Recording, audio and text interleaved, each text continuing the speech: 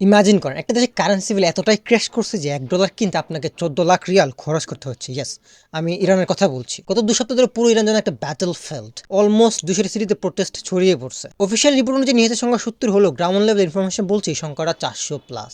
কিন্তু হঠাৎ কেন এই ভায়োলেন্ট সিচুয়েশন?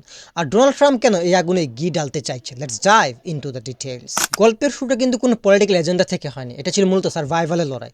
লোকাল বিজনেস যখন দেখলো ইকোনমির অবস্থা একদম ম্যাসড আপ, তখন তারা রাস্তায় নামতে বাধ্য হয়। ইনফ্লেশন এখন এমন লেভেলে গেছে সাধারণ মানুষের পিঠ দেয়ালে ঠেকে গেছে। যখন পেটে বাদ থাকে না, তখন মানুষ আর কনসিকুয়েন্স নিয়ে ভাবে না। স্টুডেন্ট থেকে শুরু করে সাধারণ পাবলিক সবাই এখন একটাই ডিমান্ড, এই সিস্টেমের চেঞ্জ চায়। টুইস্টটা আসে যখন ডোনাল্ড ট্রাম্প এই ইস্যুতে ইন্টারফেয়ার করে। ট্রাম্প ক্লিয়ারলি একটা ওয়ার্নিং দিছে যে ইরান গভর্নমেন্ট যদি নিজের মানুষের উপর গুলি চালায়, তাহলে ইউএস মিলিটারি হাত গুটিয়ে বসে থাকবে না, তারা সরাসরি মিলিটারি অপারেশন চালাতে পারে। ওইদিকে সাইডলাইনে ওয়েট করতেছে নির্বাসিত রাজপুত্র রেজা পেহলেভি। তিনি অলরেডি ডিক্লেয়ার দিয়েছে যে তিনি দেশে ফিরতেছে এবং ক্ষমতা দখল করার জন্য তার ফলোয়ারদের কল দিয়েছেন।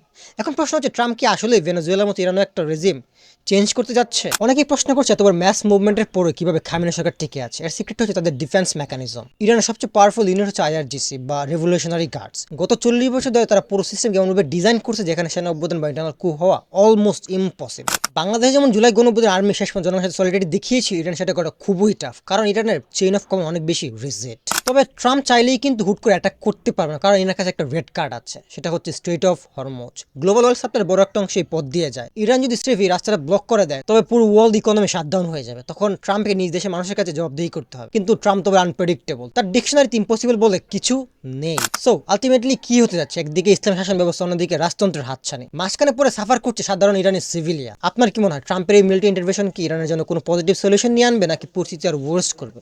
আপনার মতামত কমেন্টে জানাতে পারেন।